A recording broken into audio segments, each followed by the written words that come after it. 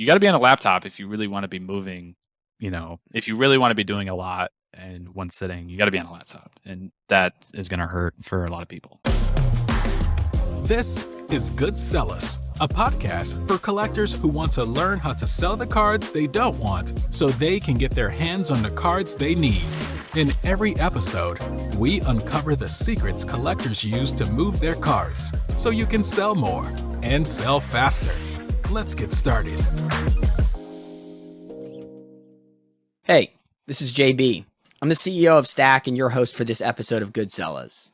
Good Sellers is brought to you by Stack, an app where you can run and launch Stack sales directly from your phone.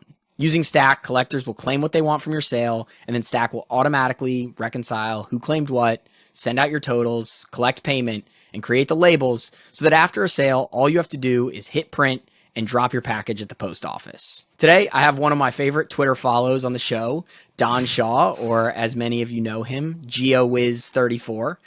Don is one of my favorites for a variety of reasons, including but not limited to the fact that he always knows the print runs of cards from sets based on pack odds and blowout forums and what have you, but that's not actually the reason that I had Don on the show today. I wanted him to come on to talk about COMC. He's been kind of a hawk with COMC, or for those of you who don't know, check out my cards, which is COMC.com. The whole premise of this show is selling the cards you don't want to buy the cards you do. And that's exactly what Don has been doing. He's been moving tons of his modern cards, I think, for the vintage stuff that he really wants. So with that, Don, welcome to Good Sellers. Thanks for having me, man. Yeah, absolutely. So first question for the audience and for those who don't know, from your perspective, what is COMC? Yeah, so COMC is check out my cards is it's a website. They're based in Washington State. Essentially, it's a marketplace for cards. They have a massive warehouse. You can send cards to them, and they will list all your cards for you. And you set prices, and buyers on the platform can buy cards. You can do that with profits from those cards, and you can do a lot on the platform using buying and selling and maintaining it as an account. So essentially it's an online website with a massive warehouse behind it that is kind of like a vault. So yeah. Yeah, and very different from like the PWCC vault, Yeah. or maybe similar, but like on a much smaller scale. So I think that's going to be a good thing for the audience to understand is like, what have you been sending to COMC? Yeah, so with PWCC, things like that, you're going to see $1,000 cards, $10,000 cards, $15,000 cards. There's stuff like that at COMC, but that's not the norm. You're dealing in the $1 range, $2 range, $3 range, and anything really up to a few $100s can be sent there.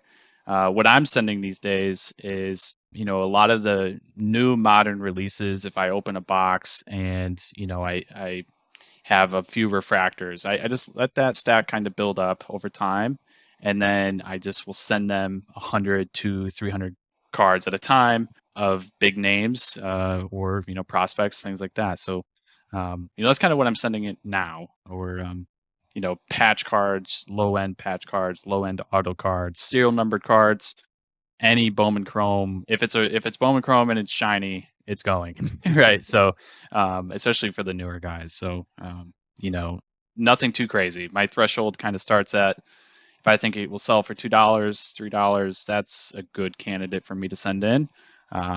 But sometimes things will sell for a little less, but that's okay, and we can dive into strategy on that as well.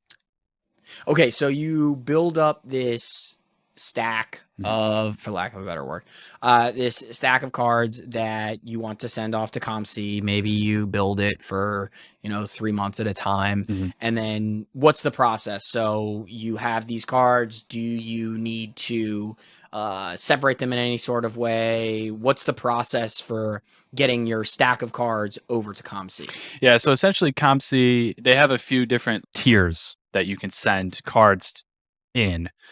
Their most basic tier, I believe, is their standard tier. It's 50 cents a card to list, right? So you pay a fee up front to have the card listed. And what that means is they image the front and back, they do all the research of what the card is, and they put it into your inventory, or what they call a port. So, my process is, behind me in this closet was a ton of 2020 and 2021, different sets, boxes I opened up over time.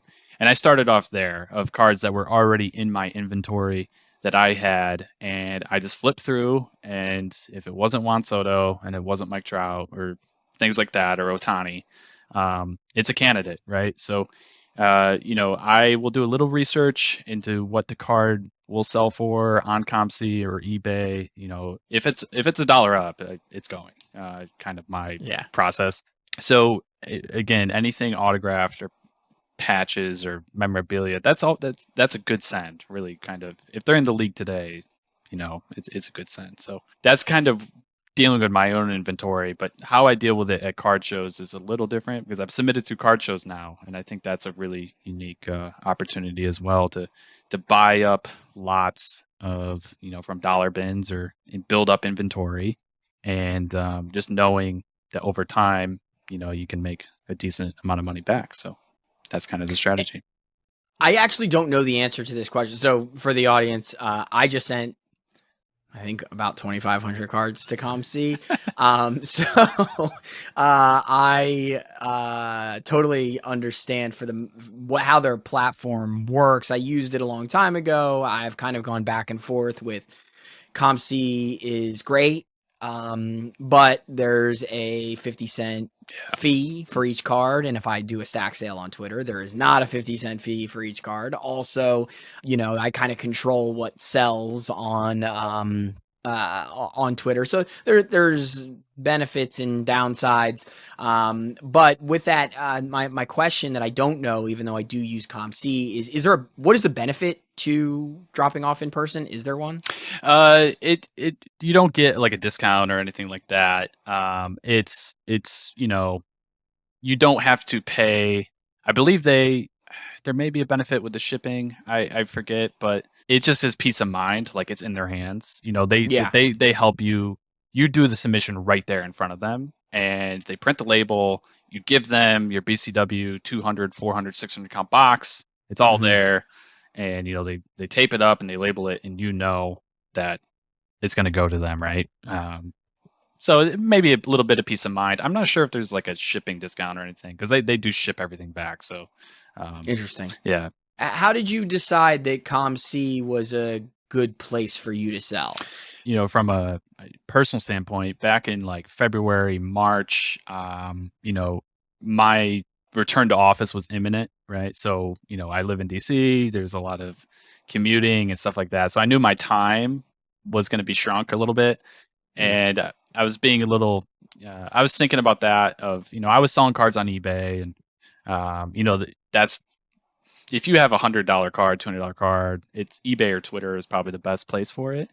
But I just had a ton of inventory, and I wanted to offload a lot of stuff and see what it could do, really. There was times when I would be setting up auctions. I would be setting up 20, 30 auctions on a Sunday, and then those would all end and buyers would all pay within a day or two. And I'm like, dang, I gotta package this all up. I don't have label printers. I was, bubble mail. I had the 500 bubble mailers, and, I'll sell a $200-$300 card myself, still on eBay or Twitter or something like that, or Blowout.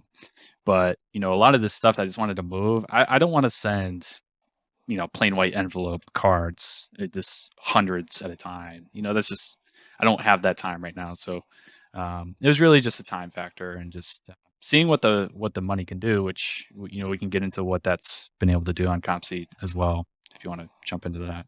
And that's actually going to be my next question. But before I get into that, I think, something that I've already seen just having these conversations on this podcast, and the whole reason for wanting to develop the Stack app is really it's time. I've started sending cards to COMC. I have started sending cards to my bigger cards to consignment houses like DC 87.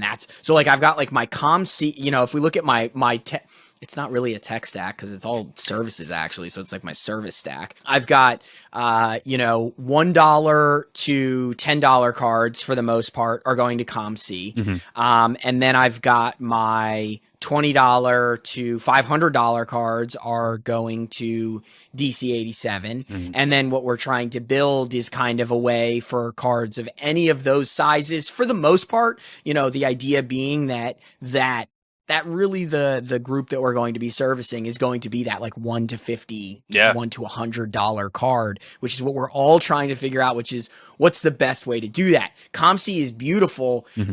The downside to COMC is you're out money before you've made any sales. Yeah. And that's the scariest part, I think, right? So I just went through this entire process, 2,500 cards sent off over two packages. Mm-hmm. And I know I'm going to get at 50 cents, half of that, I'm going to get a $1,250 bill, before I sell one card on COMC. So I have a bunch of old stuff in there. So I've like you can set like blanket discounts onto things. So like right now, while I wait for those to get populated, I'm on like 60% discount for anything that's like this legacy stuff that's been in my port for like a year and a half. Yeah. Like I don't care. Take a card for 20 cents. I know I'm losing money on it, but it's just sitting there anyway. Yeah. So grab it, grab my Dustin May opening day base cards for 25 cents. I don't care. Get them out of my port. So that way I can, I think I've worked my way up to like $75. When I was at basically zero, cause I cashed out a while back. Oh, right. Still with like 1,000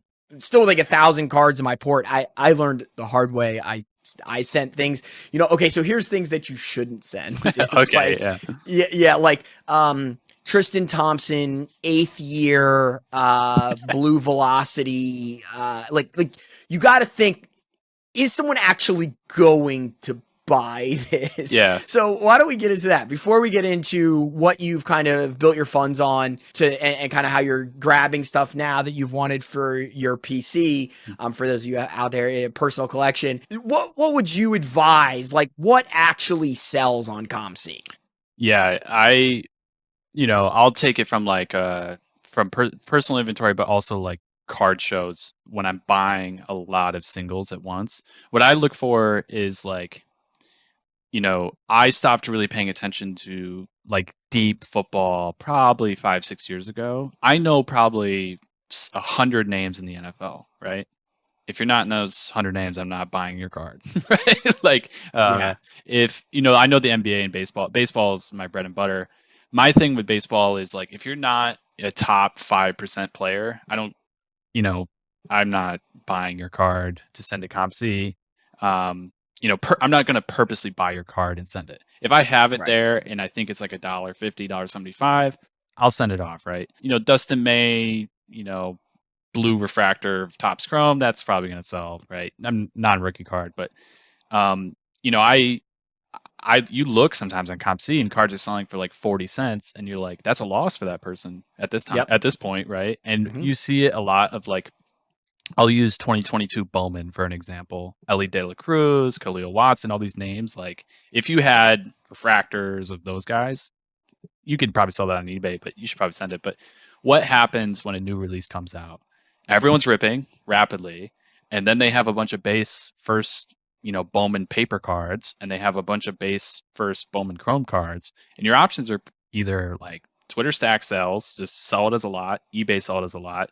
But what a lot of people do is they'll send this off to COMC, but you're doing that, and so are hundreds of other people. They're also doing that, right? This is a massive release, so you'll see within 3 to 4 or 5 weeks of a new release where there is 100 paper first Bowmans of Ellie De La Cruz, right? And it's like, and what happens when a card gets listed and you're the seller? You undercut people. You want to make yours the lowest so it sells the fastest, right? Unless you're confident of going in the middle. So I try to think of like base cards of non-superstars. Be careful, right? I don't care if it's shiny or not. Like just be careful. Do your research of what they're listed for on COMC. Look at what they're selling for on eBay, because that's another thing COMC does is after a certain amount of time. I don't know what the threshold is. I think it's like $1.50. COMC will cross-list to eBay, and if it sells on eBay, you still get paid, right? So that's a cool feature of COMC as well. But yeah, any base cards are little. You got to be careful. You got to do your research, right? And you got to be careful with non-base cards. And this was the lesson that I learned, is I was sending like all these refractors, right? And like and prisms, and I like okay, a great example is like, let's just say JT Realmuto, right? Yeah. Great player, one of the best catchers in baseball. Yeah. Been in the league, I don't know, 7-8 years, maybe a little bit less. Yeah.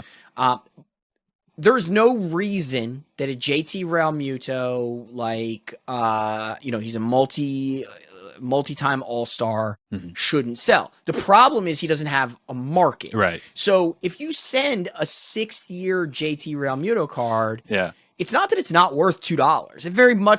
It very well may be worth $2, but there just are not a lot of buyers of JT Realmuto. And so therefore, when they go on there, do they really want to buy 2022 base refractor, non-numbered JT Realmuto? Or since all of the JT Realmuto stuff is going to be pretty low, they could go buy a 2nd-year card for probably the same price, for like $1 or $2. So you really have to have in your mind that it either needs to be someone desirable, and then I like the example that you use with the Bowman first.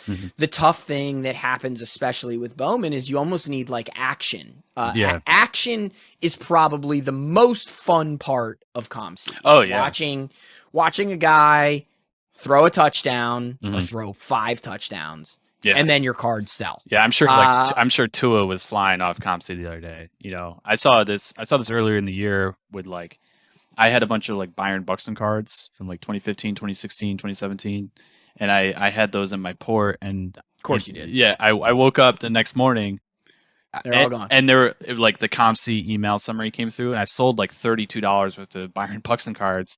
And I was like, what the hell did Byron Buxton do last night? And lo and behold, I think he hit like 2 home runs, or he did something that was like significant. So I know people will just still sweep the floor and reset so that they own the price. So it's a really fun marketplace. Yeah. And the flexibility to move quickly is a lot of fun, but you have to have one of two things. Like your player has to be desirable, or there has to be some sort of action that happened in a game that incentivize people to think, hey, I can make money off of this card. That's where people buy from COMC for the most part. I mean, Don, how many people are really doing mass low-end purchases and saying, please ship me 1,000 cards to my house? No, it's going to be rare. I mean, COMC, there's things you can do with your account, and you can put it into like advanced seller mode, right? Where you're basically telling COMC, like, I don't ever expect to have you send me cards, so don't charge me the additional like handling fee when I buy a card. So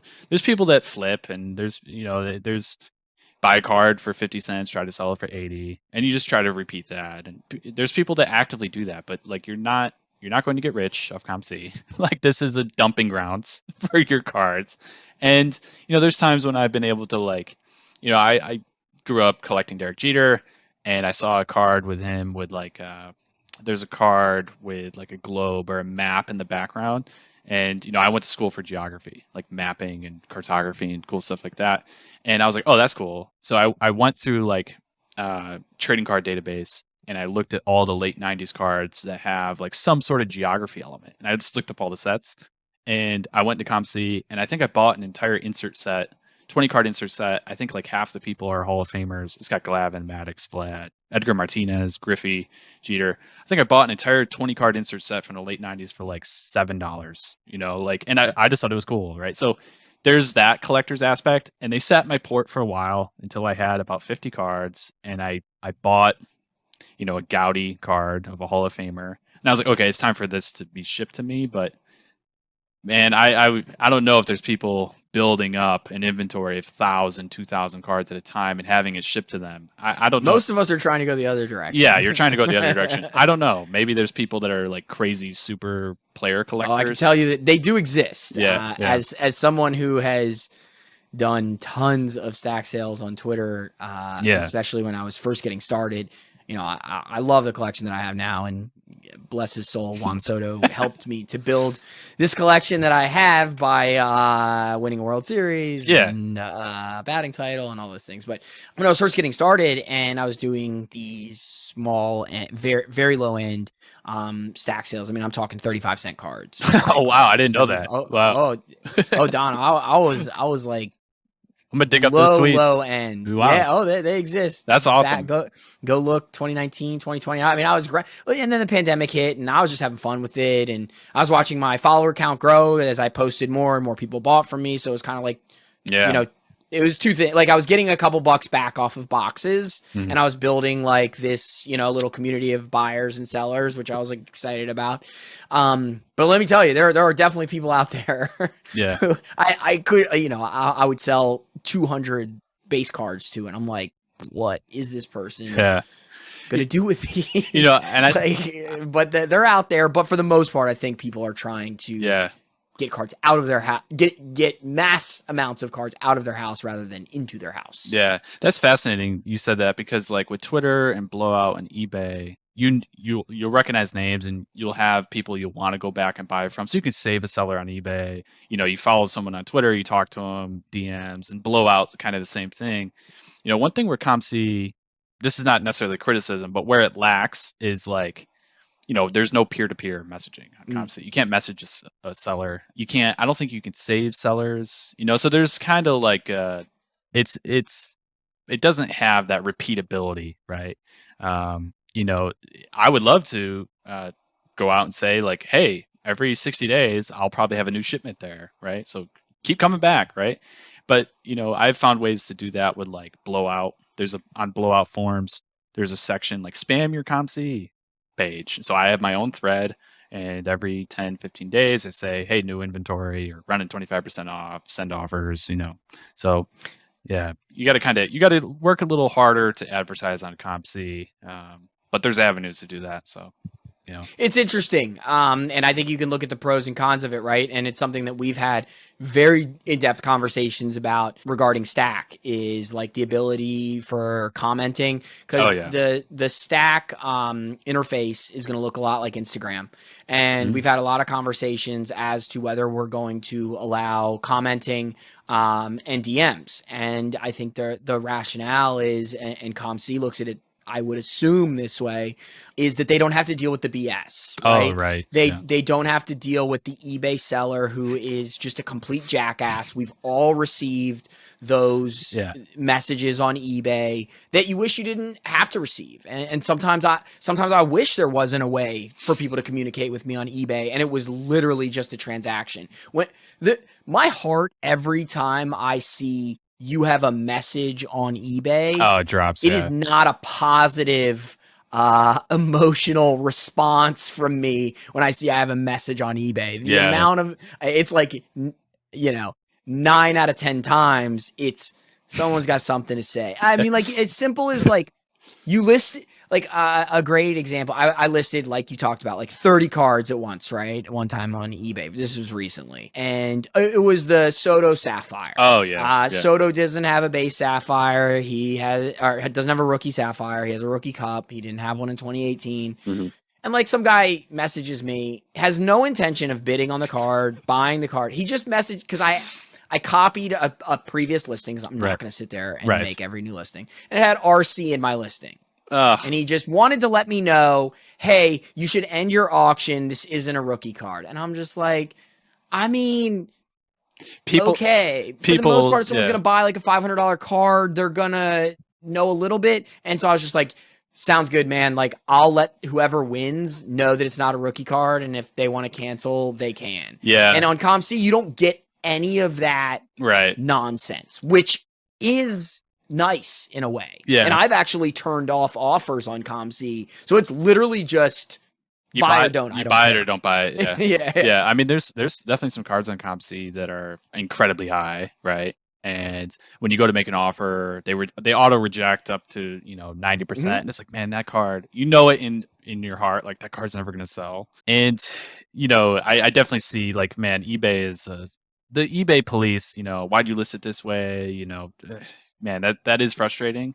But there have been times where I'm like, it would be fantastic if I could, right? But there's always, but for sure. Yeah. I think we've all anyone who's been on COMC, you've at least had the fleeting notion of like, Yeah. I wish I could reach out to this person and like see if we can Right. do something here. I mean, but there's no way for me to know whose card it is, how to message them, and that. And with COMC, one thing that I'm dealing with right now is, you know, I mean, you talked about this a little bit, is we were talking about earlier, like I have an eBay pool, I have a Twitter pool, I have a COMC pool, I have a consignment pool. You know, you're building a diversity of, I hate to make this comparison, of a portfolio, right? Like you're doing different stuff. And, you know, I'm dealing with a situation right now with a consigner. I sent 23 cards. It's a lot of money that was sent, some big time cards. And I think at one point, 8 days after the listing, 3 of the top 6 still weren't paid, and like 10 were not paid. And slowly we've been getting to the point where they're all paid, but I'm 2 weeks after all the auctions ended, and there's still cards that were not paid. So at this point, I'm like, okay, I talked to the consigner. They say, hey, our policy is 14 days, and then we'll block the buyer. They won't be able. So they have things in place of like, if you win a card and don't pay, they're like, we'll relist it. I'm like, no, just send it back to me. You know, I'll take the card back. And you know, that might be a COMC card. I don't know. It's a $40 card, but you know, with COMC is like, you hit buy, it's funds transferred because you have money in the system. Both, you know, buyer and seller have money in the system, and if you hit buy, it's automatically taken out, right? And when you make an offer to someone, I think it's kind of cool where it deducts it from your available credit. And when the seller hits accept, if they hit accept, it's automatically transferred. And there's no BS after that. The funds have been transferred. So that has been, you know, that's a perk. I think it's automatic transfer. You have to have money in the system. You know, so that has been a pretty big sigh of relief for people that are dealing with eBay non-payers or, you know, elsewhere like that. Yeah, I mean, for me, the biggest con, like, I think the COMC platform is fantastic. Mm-hmm. I think that what they set out to do, they have done and achieved. Oh, yeah. I think there are 2 downsides to me. Yeah, 2 downsides. One is the big one, which is that you have to pay for your card to be listed up front. Yeah. And you'll take a bath on a lot of cards that'll just frankly never sell. And so I think maybe I'm speaking out of turn, but I think a lot of people, the first submission that they do to COMC is a wake up call, and you need to be a little bit more selective. You're like, oh, wow. Yeah. If I had only sent like the top 10 cards out of this 100 I sent, I would have made more profit than sending 100. So I think there's that. And then I think that their interface, and they don't have an app. Their interface. I mean, it is. If you told me that this website was built in 2010 and it hasn't been updated since, you'd believe I it. would believe you. Yeah. I mean, I've chatted with them in private messages, like, you know, because I'll tag them, and I've been a big voice for them over the last. I only started this back in like March, right? I've only sent in a few submissions, but you know, it's growing, and I've been lucky not to take a bath. I was worried for a little bit on the first one, but things came through. Where I've said to them, you know, I work in technology. I work with a lot of software engineers and developers and things like that. So like, that is my world. I know a mobile app is incredibly expensive for any company to do, especially when there's financial transactions going on. There's a lot of things that need to be put in place. I get it. But I mean, a mobile app would tens of thousands of users out of the gate. They would gain an incredible amount. I'm saying the financial implication for them is that they already have the user base, and so therefore they would have to build an app that could sustain. Exactly. I don't know how many. Let's say, what do you think? 50,000. Yeah, I think I've seen them quoted. Yeah, 50,000. Yeah, you know, using COMC on your iPhone Safari, it's a web app, right? There's no downloadable app, so I think that would go set to home page. Yeah, I think I click it. I go to Safari and so you know, you got to be on a laptop if you really want to be moving. You know, if you really want to be doing a lot in one sitting, you got to be on a laptop, and that is going to hurt for a lot of people, right? So tell me a little bit about how cash outs work, and then we'll get into some of the cards that you've acquired. So you make these sales. and you get your funds in the system, Mhm. how do the cash outs work? Yeah, so my understanding, I haven't done a cash out myself, but my understanding is that you pay like a 10% fee to cash out, right? And I don't know number of days it takes, but you basically, to take money out, you need to pay a 10% transaction fee. And there's also a system for those that may want to redeem it for like blowout credit, right? So you can redeem it for blowout gift cards. It's not a one-to-one dollar match. Again, they're going to take a fee out of that cash out, and but you can redeem it for like blowout gift cards. So my whole thinking going into COMC, knowing that, is this needs to be a self-sustaining system. When I first put money in, I put a few $100s in. That's the only money I'm putting in.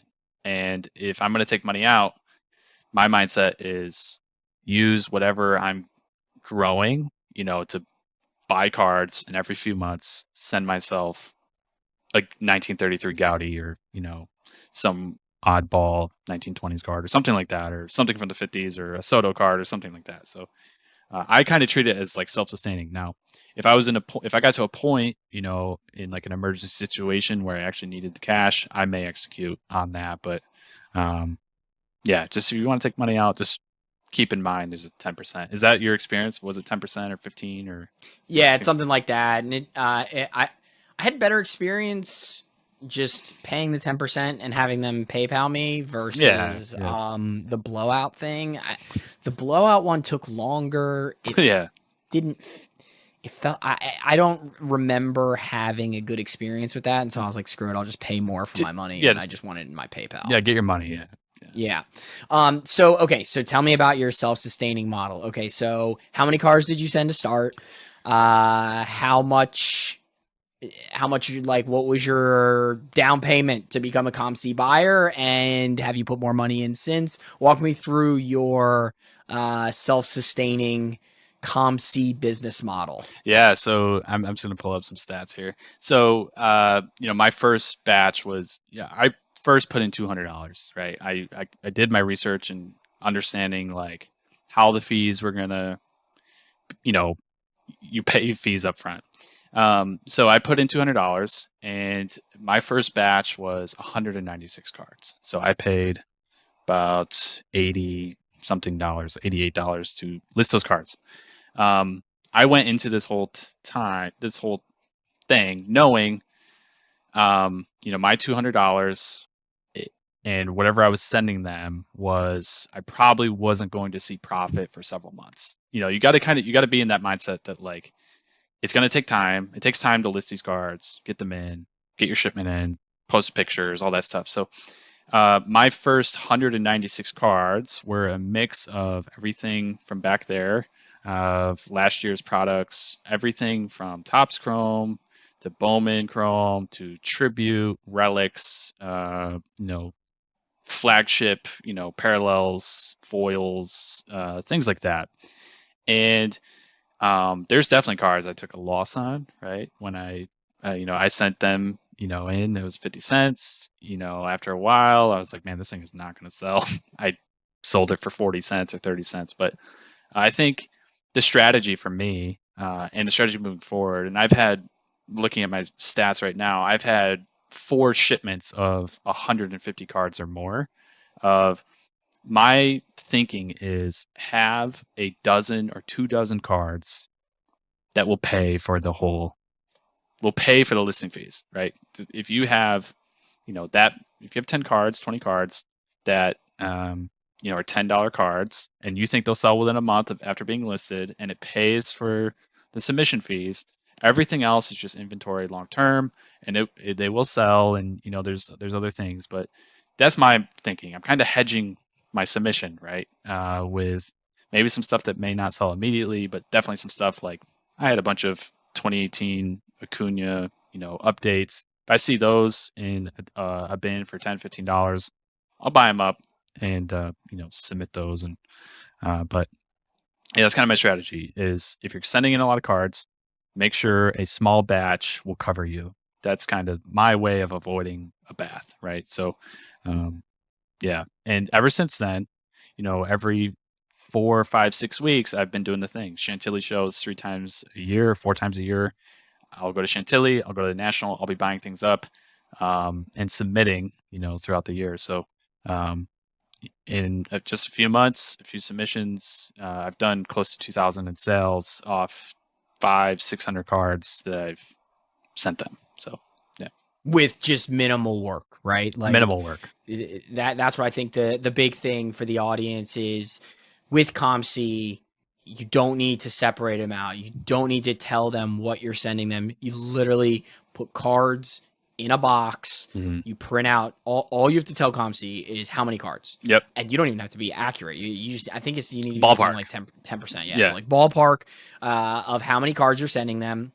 Mm-hmm. You literally throw them in a box, throw the box in the mail, and then they'll list all the cards at 50 cents per card. Yeah. And so the only thing you have to do is set your prices. Exactly. So you set your prices, and I don't know about you. For me, it's fun because they have it all listed of how much cards are listed for on their site. And it's pretty easy. They say what they think the card should be worth. Yeah. And you go look at it. They're like, it should be worth $5. And you're like, well, the cheapest one is $1.20. So if I set this at $5, I can have fun having this sit in my account forever. Their suggested SRP is pretty off sometimes. Yeah. So, all right, cool. Well, I think we have COMC down. I have 2 things before I let you go here, just with a quick little pivot, just because it's fun. So I talked in the intro of this at how I always go to you for calculating the print run of cards. Mm-hmm. So for the audience, using some loose napkin math, how can someone calculate the print run of base and non-numbered parallels based on pack odds? Yeah, so I'll use the latest release, 2022 Topps Chrome, in the news for not so great things. But, with a product like Topps Chrome, if you wanted to know like how many hobby packs are made or how many, cards might be in hobby, like short prints are in hobby, you got to start with, for that format, what is an exclusive parallel to that format, right? So with Topps Chrome, it's an orange refractor out of 25. That is exclusive. And there's 25 for every card in the base set, 1 through 220. So you got to start off with some multiplication of 220 times, 25 to find out total number of orange refractors across the whole set. And then you start working from there to identify packs, number of packs, and then number of boxes, division, right? There's 24 packs in a box. And once you have packs and all that stuff, you can start to look at, I'm just throwing a number out. A super short print is 1 in 5,000 packs. You start to division of total packs, 5,000. There's X amount of players in the checklist, and you start working from there. So it can get really difficult with a product like Topps Chrome because there are so many formats. But as more things are posted, people, it's never 100%. If anyone tells you that pack odds are like 100% spot on, that's wrong, right? Because there's variance. There's things like Topps will hold cards back for replacements, right? Topps will not insert extended base SPs into a product. So it happens. It happened. It's normal, right? So, it's never spot on, but you can be pretty confident within a few percentage points. With products like, I'll go with like Topps Finest. Topps Finest is a 1 SKU set, right? There's only hobby boxes of Topps Finest. There's no retail. There's no jumbo formats. There's no megas, blasters. It's way easier with products like that. Stadium Club Chrome, there's different distribution types, but you just got to do. It's all arithmetic, very simple math. But I love doing. Well, I always appreciate. Yeah, I was gonna say I always appreciate that you take it very much in stride and enjoy finding that, because that multiplication and division sounds like hell for me. So I'm always just like, I don't know, Don knows. Yeah. And then, sometimes if it's Topps Finest, you'll have the answer in like 2 minutes. And if it's more complex sets, I mean, you're still pretty good. I'll have it in like 5 to 10 Yeah. minutes. You're like, give me some odds, whatever. Yeah. All right, cool. Last question for you is, what is Wander Franco's rookie card? Wander Franco's rookie card is 2021 Bowman's Best. And it's the only rookie card. Right? I get it, but rules are rules. And man, it's a fun to joke. I think like a lot of people that follow me on Twitter and may not know me in real life, 90% of the time I'm joking. Like I have a very sarcastic, joking, tone. But 10% of the time I'm like being serious. But yeah, that I'm serious about. I'm not joking. It's Bowman's And Best. that is because why? It's because we'll go through all the reasons why. It's Wander Franco's first inclusion in the base set with Major League Baseball veterans. So Mike Trout is in the same checklist, right? So the checklist is 1 through 100. Wander Franco is card number 50. It's the first time he's ever been in a checklist with Major League Baseball veterans. It's not an insert. Most people don't realize Bowman Chrome cards are insert cards. BCP, BP, those are insert cards. Those are not normal checklist cards. And, in the picture, that's from an in-game photo of his first week in the major leagues. Which right? many people would tell you is more impressive than the Topps Chrome actual rookies that aren't. Right. Yeah. There's photo brushed and it's in a nationally distributed set. It wasn't some regional set. It's not some food and beverage set. It's not some oddball set that was only at the stadium. This was nationally distributed across the nation. He's in the checklist. You can find him in packs. It's not some oddball thing. And, that has been the rule for a very long time with Jeter, 93 SP, Carl Yastrzemski, 1960 Topps, Sandy Koufax, 1955 Topps. These things have been around for longer than most of us have been alive, but a document was made. Well, it seems at times Topps is doing their best to try to break tradition. Yeah. That we've had, and I don't really have an opinion one way or the other. I knew you did, so it was a fun question to ask. Yeah. But yeah, I mean, it's for me just things that we have known to be the way that it works aren't necessarily being adhered to at all times these days, which is disappointing to me here and there. But don't want to end on a sour note. So with that, we are coming up on our time. So I want to give you an opportunity to just tell people where to find you, the places you sell. I know they can't find you necessarily on COMC. Is there an eBay store, your Twitter? Feel free to just let the audience know where they can go to find Don. Yeah, I've been terrible in branding all my usernames. I have different usernames for most platforms, but GeoWiz34 at GeoWiz34 is my Twitter handle. You'll see me on Blowout forums and Reddit as The Show in Me. And then my eBay store is Nova_cards. One day I will get around to keeping. I created them at different times in life, and I love it. Yeah, when I joined Card Twitter, it wasn't. I was thinking more differently, so I didn't kind of standardize everything. But just follow me on Twitter. That's the easiest way to interact with me. So no, and I love it, man. You're not necessarily like a brand in and of yourself. You're just a collector, and those are the kinds of people that we like to have on the show. Are people who are out there, doing their thing with cards, selling cards, buying cards. So, Don, thanks again. I really appreciate you spending some time with me today. It was great having you on Good Sellers. All right, thanks, brother. Have a good one. Thanks for listening to Good Sellers. If you enjoyed this episode, make sure to follow along wherever you get your favorite podcasts. To learn more about the hobby and how to sell your cards faster and easier, visit us at stacksales.io. We'll see you next time.